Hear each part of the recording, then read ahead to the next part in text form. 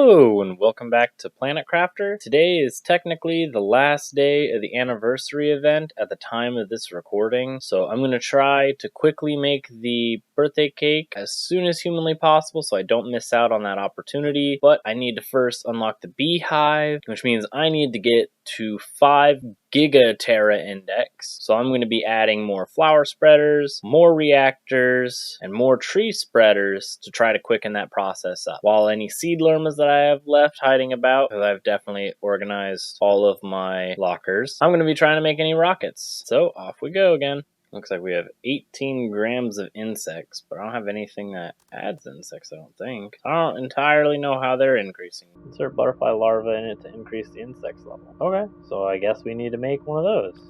And since we need a little bit more pressure for the lovely T3 drill extractor, I'm going to add another drill to just about triple our production, since these drills do a very small amount comparatively, and those drills are underwater. And we're out of super alloy, so what we're going to do is we're going to run back and grab some super alloy. Unfortunately, that haul was not very good. We only got 2 super alloy, which means we only have enough for a single additional flower spreader. But now that'll add to our oxygen and to our terraformation index to hopefully get it just a little bit more boosted. I think I'm going to go and explore back by that osmium cave, because the little back area, and I kind of want to see if there's some super alloy hiding behind there, which would be absolutely lovely. But hopefully, since it took until the ice wall melted to get to the zeolite cave, maybe, just maybe, it'll have some super alloy and some goodies hiding behind there. So here we are back in the osmium cave. We're gonna run right past it, or fly past it with our lovely jetpack, right into this area.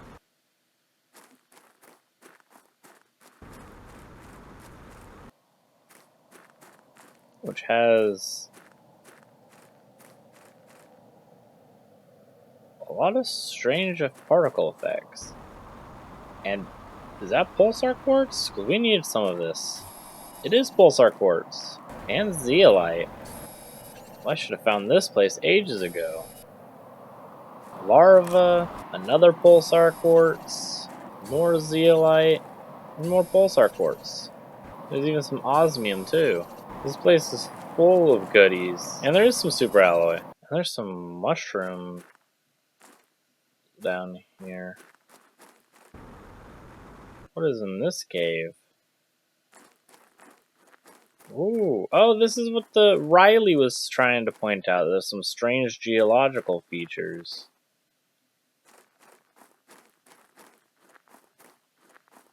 Oh. This place is huge. With like a mushroom tree. Looks like there's some old civilization or something down here. The common larva. And a warden's altar? Oh, I'll take a warden's key. I guess we'll need to write those coordinates down. And as much as I love this cave, we're going to need to get out of here because we don't have much water on us. Hopefully we can find some ice very soon. And with by far the most valuable backpack full of crap we've had, we're going to run all the way home and drop it off. And with the lovely pulsar quartz, we can make the nuclear fusion generator. So we're going to slap this thing down. Well, it's actually quite a bit smaller. And now we have an absolute insane amount of power. This produces 1,485 kilowatts a second. Wow. While my nuclear reactors only create 331. Now these are insanely expensive with that lovely little pulsar quartz in the middle spinning round and round, but they are definitely worth it. Collect our eggplants and do the sensible thing of jumping off our roof. Do a flip! And so we have a set of coordinates that we're going to go to and use this lovely warden's key, because I assume that's what it's going to be needed for, and see what it does. Yeah, a lovely chest with another pulsar quartz and super alloy. Zeolite hiding under here. We're back in our lovely zeolite osmium pulsar quartz meteors. It looks like the zeolite area just keeps expanding in back here. Oh, and it opens up really nicely over here with a bunch of trees surrounding a massive waterfall. Oh my gosh. This is where the trees have been hiding. This is beautiful. It'd be nice if, like, every once in a while, like, these trees, the natural ones, would drop, like, tree seeds. Distracted by the waterfall and completely forgot that I was still searching for something. And there's a chest. And a ton of other materials with a blueprint. Or since it's negative 44, it might actually still be in our... Ow. It might still be in the mushroom cave, since it's technically below me. But before I go in there, I'm going to drop off the lovely stuff that we grabbed back at home and come right back out to explore. Yeah, character, I know my food level's low. I decided to fall off a cliff. Leave me alone. And we finally reached 5 Gigaterra Index, which means we got an incubator. It's about damn time. You know, with all the white and green, I wonder if there's uranium and zeolite on that planet. Can we mine that planet? Take all its resources? That'd be nice. But we need to make an incubator, which is a tree bark, T2 fertilizer, oxygen, and super alloy. The whole world is blue now. Very, very blue. Oh! It's an osmium meteor, maybe? Blue. Okay, yeah, I will absolutely take an osmium meteor shower, please. Yes, rain the osmium down on me. More. Well, so let's take the 6 pieces of osmium that we got now. We can now make the long-awaited for incubator.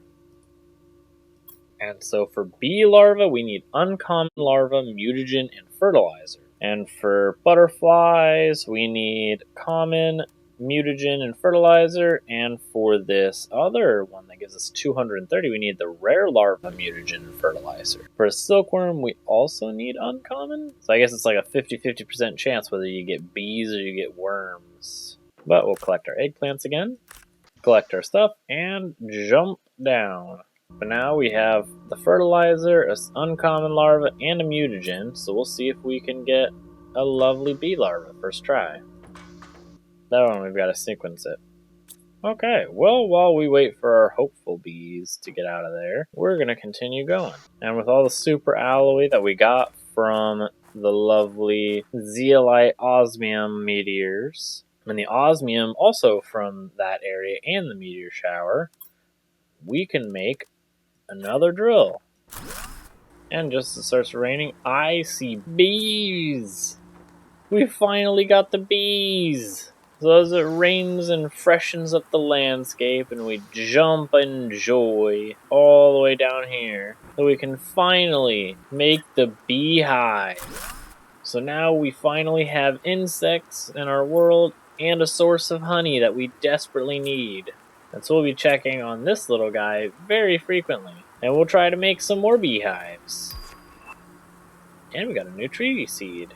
So we did get a set of coordinates from the bunker down in the meteor area. So we're going to go to those coordinates as we wait for the bees to get honey. And as we continue to progress, maybe we'll find an uncommon larva or two to try to add to our bees. So his coordinates were negative 560, 85, and 1,520. We gotta go back through the zeoliteless zeolite cave, which is filling up with water. Maybe once it fills up with water, we'll have zeolite in here. And here we are back at the meteor. Oh, all the fog is gone. It looks like all that's left is the meteor. Actually, it looks a lot smaller. There's still super alloy, so I will take that because I see another iridium rod up here. A couple more. More super alloy, all surrounding the shrinking meteor. Another uncommon larva for more bees. Or worms if I'm unlucky. Oh, here it is. With a bunch of little solar panels. Well, I guess we're going to take apart his solar panels and replace them. So then we can receive the benefits from them. And down we go.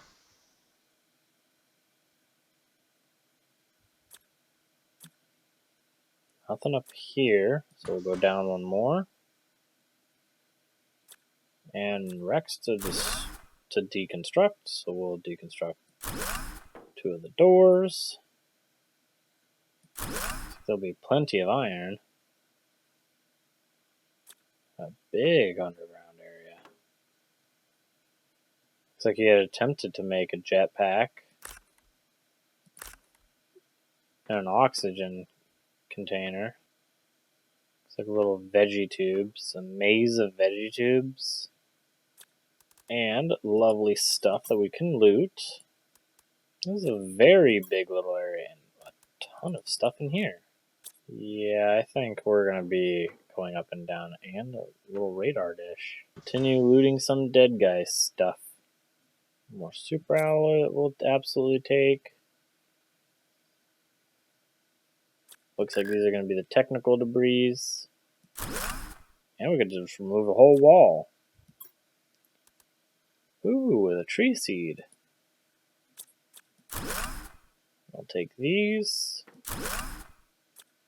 And we got a message. So it looks like this guy was not a convict. They crashed on this. They scared his family won't remember him. That kind of sucks. But he doesn't miss the red rock.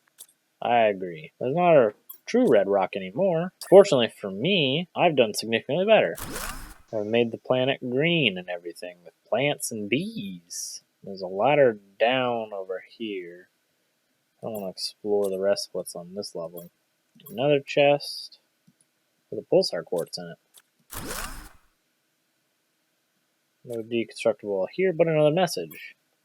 Sending message attempt. I don't think sending a bunch of dots to people is going to help you every time, but, you know, you do you. Now we're down one more level. Looks like the dude made a nice, comfy basement bunker with a lovely pulsar quartz. Food growers that I can't take apart, but an effigy, and more stuff. We do have another message to read. Oh, so the dude's starting to want to stay here forever. Yeah, I would say that if you stay here forever, alone on this red planet, that you will die alone. Kind of how that works. It checks out. And with 3 lockers full of stuff, we have finished looting that entire bunker. And we've unlocked high quality food. And we're going to bring all of this stuff back home. We're going to leave the iridium and the iridium rods for now, but we will definitely come back and grab all the stuff. Still no zeolite in our zeoliteless cave. It's a bit disappointing. But if ever we get enough of the T2 drills, I know where to put that one to get more zeolite if we run out. Unless the zeolite requires the T3 drill, which I have yet to unlock because I need a lot more pressure. And we have our first piece of produced honey. And our lovely incubator, we'll try to make some more bees and grab all our eggplants. And for the ore extractor T3, it looks like we need 13 times what we have right now, so we are nowhere near that. But it looks like there's another heater and another drill, but at 23 kilotons, so about 100 times what we have right now before we get the increased drill. We don't really need a heater T5 since we're done on heat. There's nothing more that heat will give us currently. I'm sure later in the game's development the heat will have more, because right now the T5 heater is not really a necessity. T5 drill though, definitely a necessity. But we have a blueprint microchip, so we'll decode that. And we got a big living compartment. I enjoy it, but I would also like that Deconstructor T2 microchip. And we got worms. So we'll put them in again. Hopefully this time we won't get worms. In our lovely little bio lab, we'll go ahead and put down our effigies. Beautiful, our gold foil effigies. And we got another worm. Well, then I guess we'll go on to our butterflies, and hopefully they'll be more generous than giving me worms. And we got little black and white butterflies. And so we'll throw the last one in there, and we'll sequence this one. And here's the last butterfly. So what we can do now is go into our butterfly dome and place our butterflies in there. And now our little butterfly dome is full of butterflies, generating 92 grams of insects a second, giving us a massive boost from our 15 that we get from the beehive. And more honey. And I think with that bit of honey, we now have enough honey to make a birthday cake. And so we'll go down here, go over to our lovely crafting station, make the chocolate and the flour. And we do not have enough, because it actually requires 6 wheat and 6 cocoa per chocolate and flour. So we actually still need more flour and cocoa. And with the wheat and cocoa that we've saved up the entire time, we've made just enough chocolate and flour to make one birthday cake.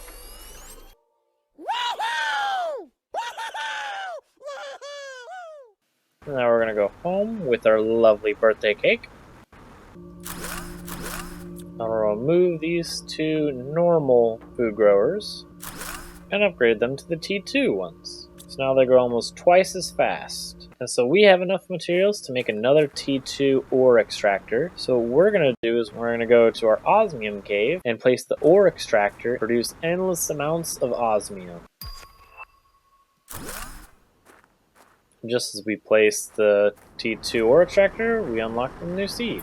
And now we can mine osmium. We let him mine, we'll grab our sulfur, go home, and we're going to try going out and look for the uncommon larva. So we'll go out and explore a little bit more and hopefully find something. Before we go out and explore, we'll actually upgrade our microchip. Now we have a much brighter flashlight. I'll go ahead and try to make one super high quality food.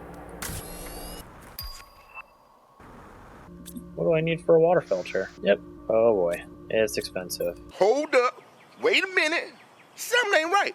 We looked at the air filter, which we already have. And we need to make a water filter. So we're going to slap that in there until we get a deconstructor. And the water filter requires 2 bioplastic nuggets that we just used the last 2 that we had. Well, thank goodness for this automatic thingy, which will find all the resources that I need and just do it automatically. Thank you. Now we got our bioplastic nuggets. And now we can drink water directly from the lakes.